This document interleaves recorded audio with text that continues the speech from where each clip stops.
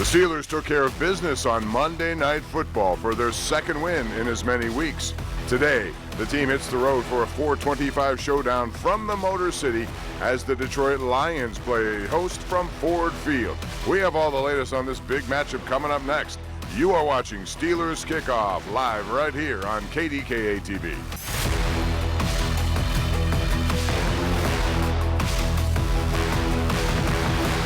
Welcome to BetMGM Steelers Kickoff. Ford Field in Detroit is the site of today's 4:25 matchup between the Steelers and the Lions. A big game for both teams. It's a CBS primetime afternoon game that you will watch right here on KDKA TV. And good morning, everyone. It's a game day. Welcome inside our KDKA studios for another edition of Steelers Kickoff. Bob Pompeani, flanked by the quarterback of the program, Mr. Charlie Batch.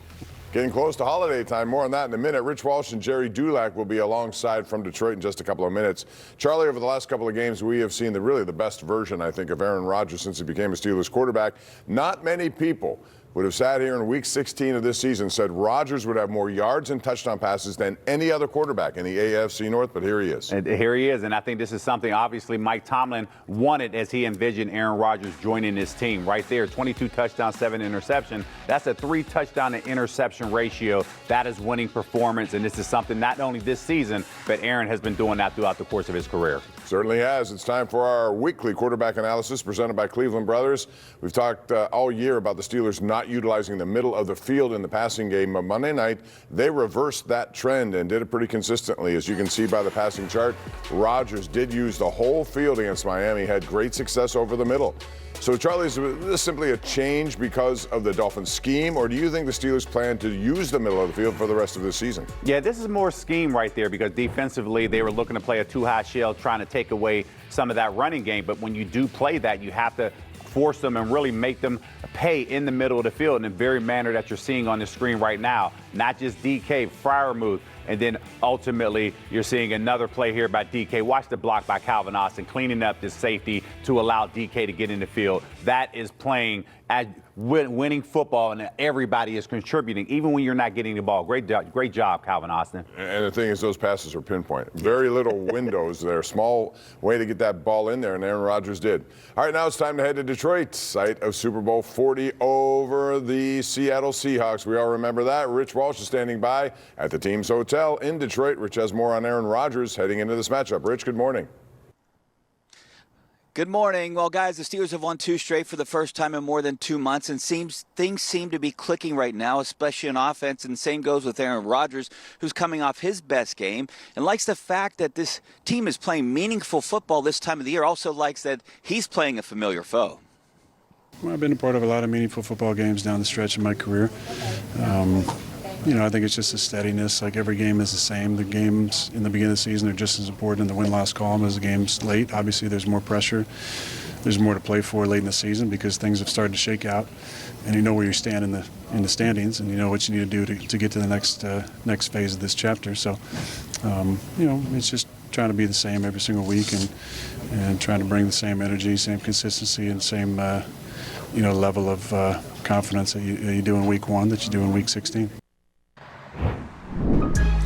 So it's a 2-team race in the AFC North right now. The Steelers have the edge right now over the Ravens, up a game, 8-6 to 7-7. It seems like it's all going to come down to that final game at Pittsburgh against the Ravens, the final week of the season. There are a couple scenarios where that game won't matter, but all things hinge on the Steelers winning today and in Cleveland next week. Now it's time to bring in our Steelers insider, Gerry Dulac. And Gerry, I guess the big news today, well, Aaron Rodgers is playing well and he's playing, but TJ Watt is not. Give us the latest on when we might see him back in the lineup. Well, Rich, I've been told that his recovery is right on schedule, and it's possible he could return to practice next week. So we shall see. We'll see what that game in Cleveland means. It probably will mean something. Don't know if he's going to play, but he is on schedule. And like I said, he is expected to practice next week. So we'll see. Well, that would be great news to get 90 back for next week's game against Cleveland. But what do they do here today? Nick Herbig is also out. That's a big blow for the Steelers.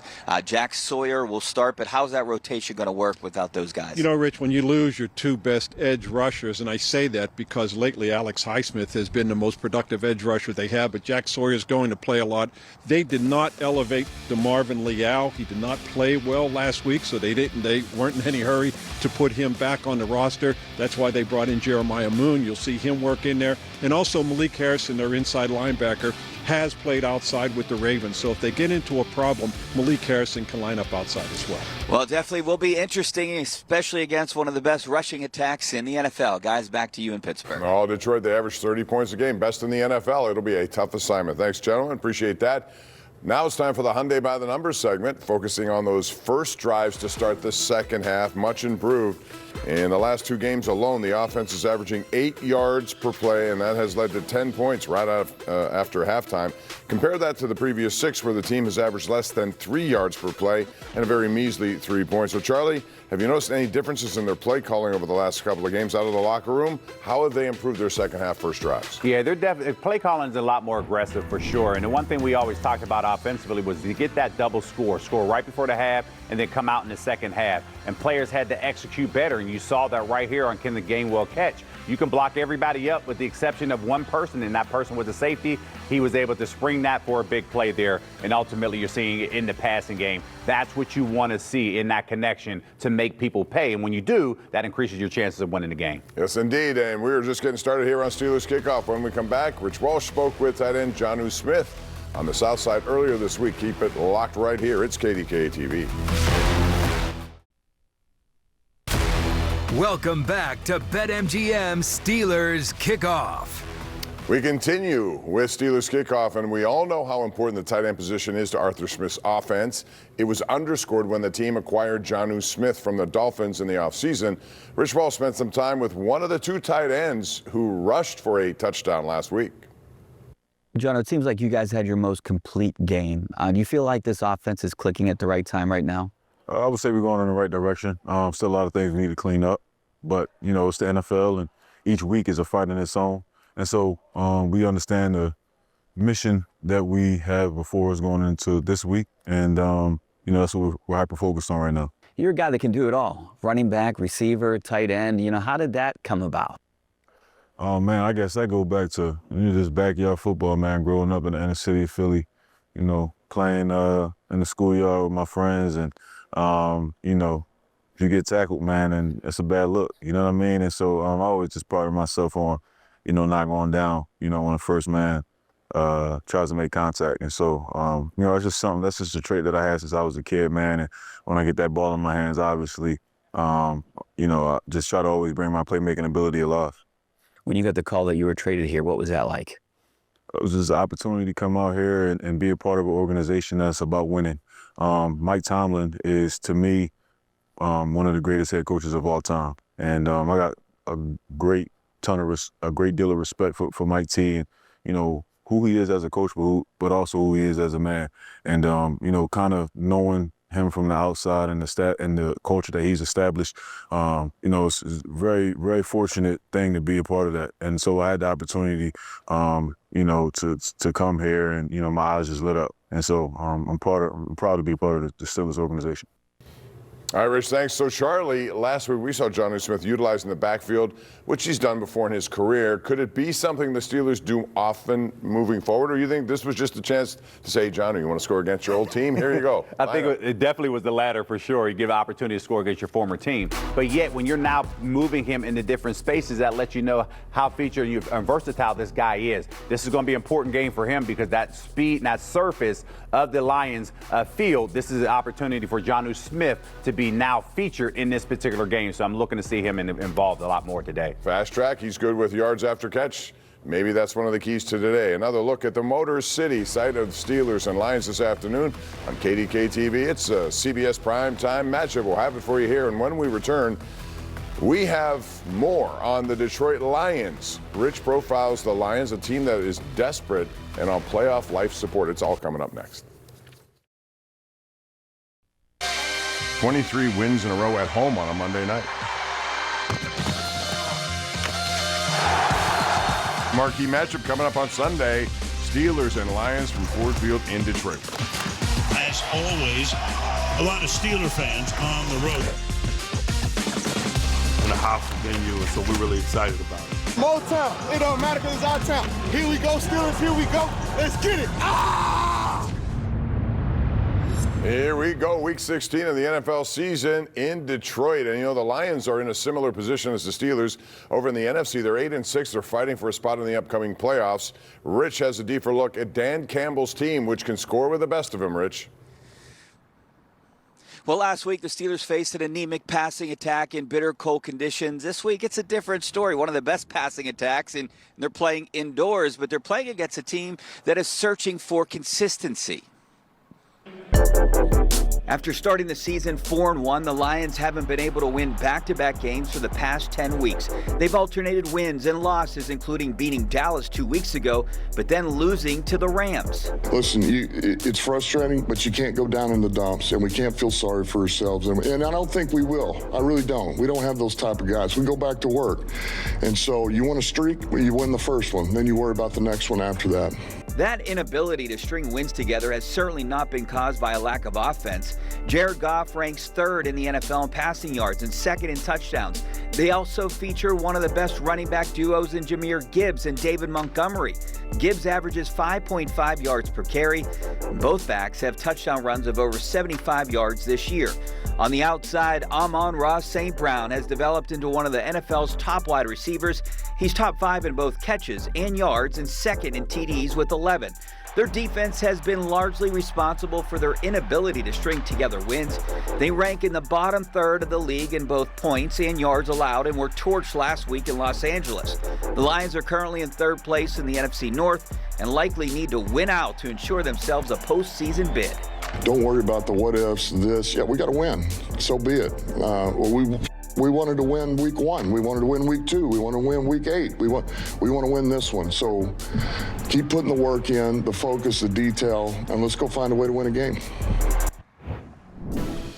Well, both teams need to win this one. As we see in today's South College game plan, the Steelers defense has their work cut out for them later today. Nobody in the NFL has scored more points than the Detroit Lions. Nobody has less turnovers on offense, but despite their riverboat gambler reputation, they have not been very good on fourth down. Now, Gerry Dulac is back with me once again, and the Steelers defense will face one of the best rushing attacks. I think they're 5th in the NFL right now, and you might think that spells doom for the Steelers, but they've been pretty good against the best rushers in the NFL. Look at these stats when they face some of the top backs in the NFL like Jonathan Taylor, Derrick Henry, Devon Achane. They've actually held them well below their season averages. Why do you think they've been so good in games against these guys, giving up big yardage to lesser backs? You know, Richard, you could throw Josh Jacobs in there as well. And I think the big reason why is because when the Steelers play these run-oriented teams where the offense revolves around their running backs, they make sure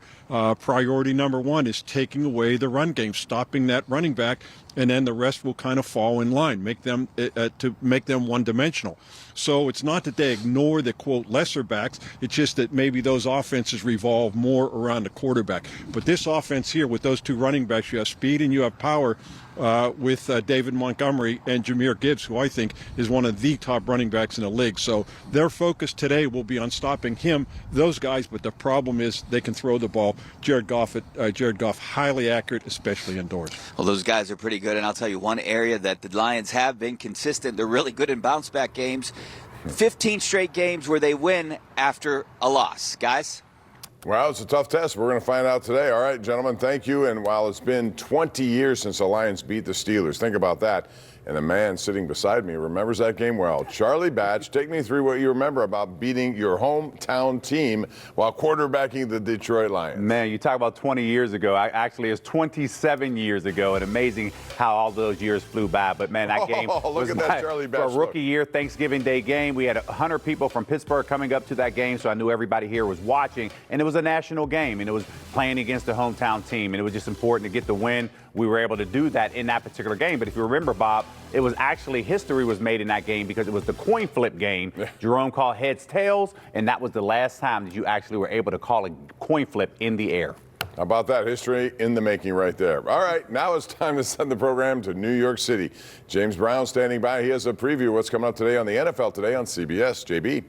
Hey, Bob, up next on the NFL Today. Later this afternoon, your Steelers head to Detroit for an important battle with the Lions. We'll preview that matchup. Then Nate dissects the tape of Lions star receiver Amon-Ra St. Brown. And we'll decide where your Steelers stand in the exciting AFC playoff race. But first, we'll break down the matchup between the Bills and the Browns. But now, Bob and Charlie, they'll be right back. That's when Steelers Kickoff continues right here on KDKA.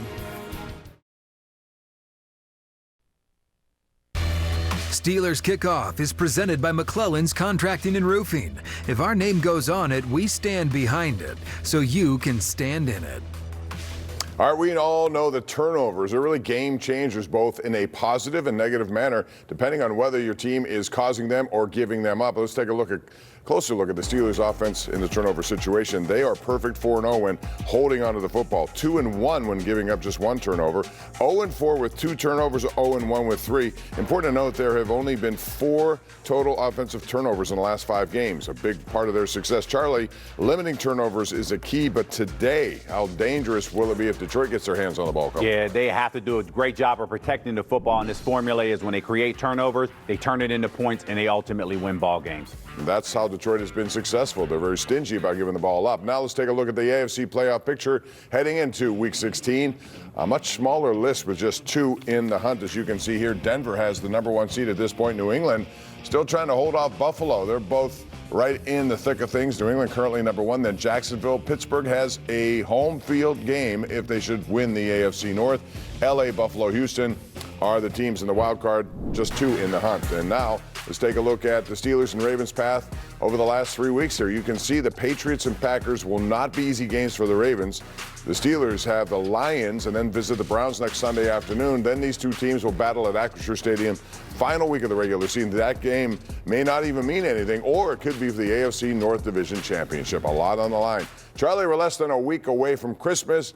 And we all know that you and Latasha are very good Mr. and Mrs. Claus this time of the year. The Best of the Batch Foundation, very busy. It's crunch time for Charlie and many of your elves and helpers. Yes, it is. A lot of amazing volunteers that help wrap gifts throughout the month of December. Now we're getting ready for the delivery process. But in the meantime, we still are collecting toys up until December 22nd, as we do have a few hundred kids that still need toys, specifically ages 10 through 18. So again, batchfoundation.org. And we just truly appreciate all the people that believes in the mission and vision of Best of the Batch Foundation. You like riding that sleigh, I know you do. I do. You'll see a bunch of these sweatshirts running around the city this week. That's a great thing. Congratulations to all that and what you do for the community, no doubt about it. We're almost out of time here on Steelers Kickoff. When we come back, we'll head back to Detroit and get some final thoughts from the guys.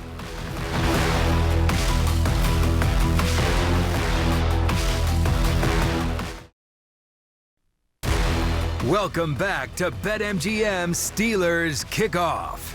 It's a battle of 2 teams, both with 8-6 records, both looking to wrap things up in time. So it's prediction time. The Steelers are 7-point underdogs to the Lions today. All right, Rich, your pick on this one is what?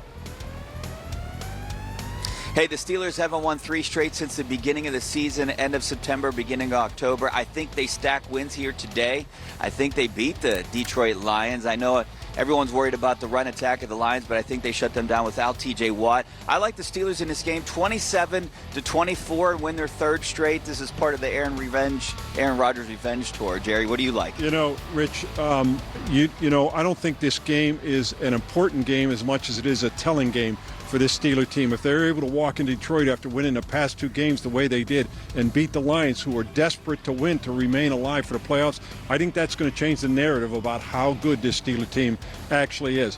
All that being said, Rich, I think the Lions are desperate, and I like the Lions here indoor at home 27-24. Well, I think there's definitely a different feeling around the Steelers team, so he's going with the Lions, I'm going with the Steelers. Guys, back to you in Pittsburgh. Charlie, you're going to go with whom?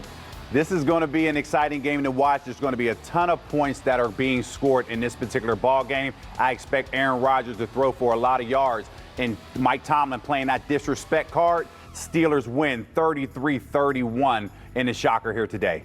I think it's going to be a really entertaining game, but I also think the Lions are way too desperate right now. They have to win, and I think they will win. As you can see here across the board, we all think it's going to be over. So that's the bet you should make if you're going to make a bet. Go over. There should be a ton of points in this game. Should be highly entertaining. You'll see it coming up here on KDKA. Let's talk about what we have coming up next. It's the NFL Today on CBS with James Brown and company. We got the Bills and Browns for you at 1, followed by the Steelers Lions. When it's done, switch on over to KDK Plus. We have 2 hours of programming for you. The Steelers Extra Point Show, and then a special edition of the Ireland Contracting Nightly Sports Call.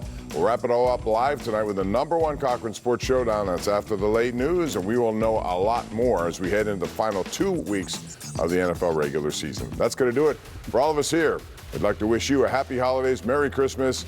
Charlie, I know you're going to be doing your thing. Look forward to Batch of Toys riding through the air on that sleigh coming at you. Thanks for joining us. Have a great day, and we'll see you after the game.